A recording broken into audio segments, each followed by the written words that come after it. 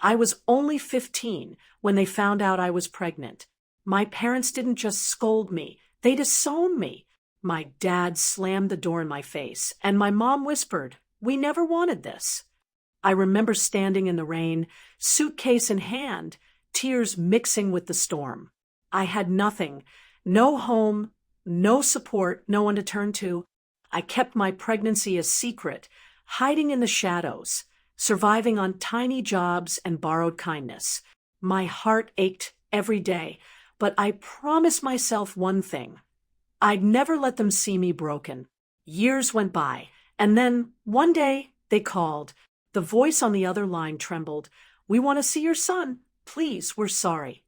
They had no idea what I had planned. I invited them over, keeping my voice calm, my expression serene, hiding the storm I felt inside. My apartment was modest, cozy, but every corner whispered of the life I had built without them. When they stepped in, eyes wide, they looked around like strangers in someone else's world, their arrogance replaced by hesitation. I held a small blanket in my arms, rocking it gently, and smiled softly. "Here he is," I said, my voice steady, almost too gentle. "Your grandson." My father froze, jaw tight, eyes darting between me and the blanket, searching for proof of the life they thought they had missed. My mother's hands trembled as she reached forward, almost afraid to touch it. Then I tilted the blanket just slightly, letting them see it was empty. Silence fell like a heavy weight. He's not real," I whispered, my calmness cutting deeper than any shouting could have. Their panic was immediate. My father's face turned pale, his lips trembling. You tricked us," he shouted, voice cracking, anger mingled with fear. My mother sank onto the couch, hands clutching her knees, too shocked to speak, too terrified to move. I stayed calm, unshaken, each heartbeat deliberate, as if the power I held over them had finally shifted. Every plea, every apology that quivered on their lips went unheard, because I didn't need their words. I needed no one. Years of betrayal, abandonment, and humiliation had finally circled back, leaving them powerless in a world I had mastered. I let them stare at the empty blanket, watch the echo of their greed and selfishness dissolve into nothing, until I finally broke the silence.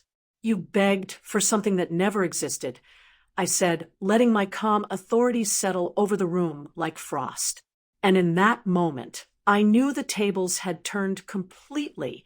They had no idea what it felt like to lose, to wait, to hope for a child that wasn't theirs. And yet, here they were, begging to be let in after they had walked away when it mattered most. I watched the fear in their eyes, the desperation clawing at their voices, and I smiled inside, knowing that nothing they could say or do now would undo the years they had abandoned me, the pain they had caused, or the strength I had forged from their rejection. Their panic became my quiet victory, their disbelief my shield, and the empty blanket the perfect symbol of their powerlessness. They had no idea that in trying to reclaim a connection, they were stepping into a world they had already lost, a world I had built brick by brick without them. Every question they stammered, every apology choked out in the air, fell flat against the wall I had built around my life, a wall of calm control, intellect, and patience. I let them linger in the room for a few more agonizing moments, watching their pride crumble silently, knowing that they would remember this day forever. Not because I shouted, not because I screamed, but because I proved that the one thing they thought they could take from me, the child they assumed existed, had always been mine to control. In that quiet, charged space, I realized the true power I held, the power of truth, of timing, of patience, and of calm. They were left staring at emptiness, and yet the emptiness spoke louder than any words ever could. They had no idea. I stood there in the quiet of my apartment, letting the silence stretch long and heavy, feeling the weight of every year I had endured pressing down on their guilty conscience. My parents sat frozen on the couch, their faces pale, eyes wide, hands trembling slightly, as if the very air around them carried the realization of what they had lost. Years of neglect, betrayal, and abandonment had shaped me into someone untouchable, someone who had learned to rise above their cruelty and thrive despite it.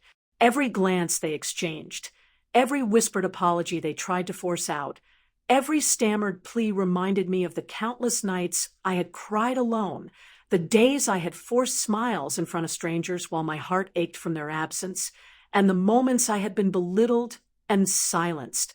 And yet here I stood, whole, composed, and entirely in control.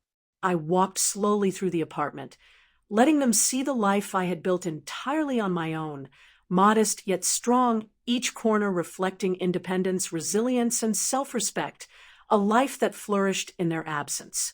I held the small, empty blanket, turning it over gently in my hands, a quiet symbol of their desperation, and the illusion they had clung to for so long. "Do you understand now?" I asked softly, my voice calm but carrying the weight of everything I had endured. My father's jaw tightened, his anger giving way to shame. My mother's lips quivered as she tried to form words that would never suffice.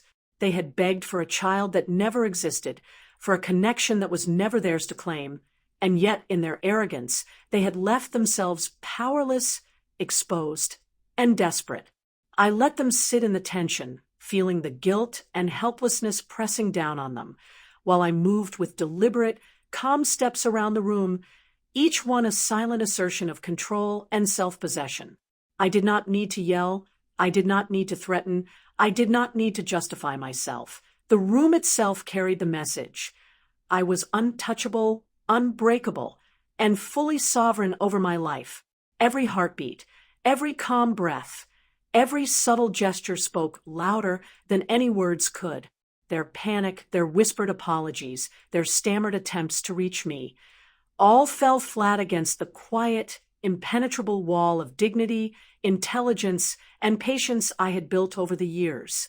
I reflected on every moment that had led me here, the isolation, the fear, the whispered insults, the stolen opportunities, the pain of being unwanted, and I recognized the profound power I had gained from enduring it all. I was stronger, wiser, and completely untethered from anyone who had tried to diminish me. I finally walked to the window and looked out at the city lights, a reminder that life moves forward with or without those who wish to control it. I felt the quiet satisfaction of someone who had survived, thrived, and emerged triumphant, sovereign, and free. Strength is not measured in revenge, but in resilience, self-respect, and the ability to rise above those who try to diminish you. I let the silence linger even longer, allowing the weight of their mistakes, their greed, and their abandonment to settle into their bones, while I stood calm, composed, and entirely in control. Every beat of my heart, every step I took, every glance I offered reinforced the lesson they would never forget. The years they had ignored me, rejected me, and abandoned me could never be reclaimed. And the life I had claimed for myself was untouchable. I did not shout, I did not scream, I did not rub it in. I simply existed in my calm power, letting them absorb the truth of their failures in the quietest, most piercing way. They didn't just lose me, they lost the ability to ever influence me, to ever reclaim access to the life they had abandoned, and to ever understand the depth of strength I had forged from their betrayal. And as I finally turned away, leaving them to sit in the echo of their own helplessness, I felt the ultimate satisfaction of knowing that I had survived, thrived, and claimed my destiny entirely on my own terms. They didn't lose me. They lost access.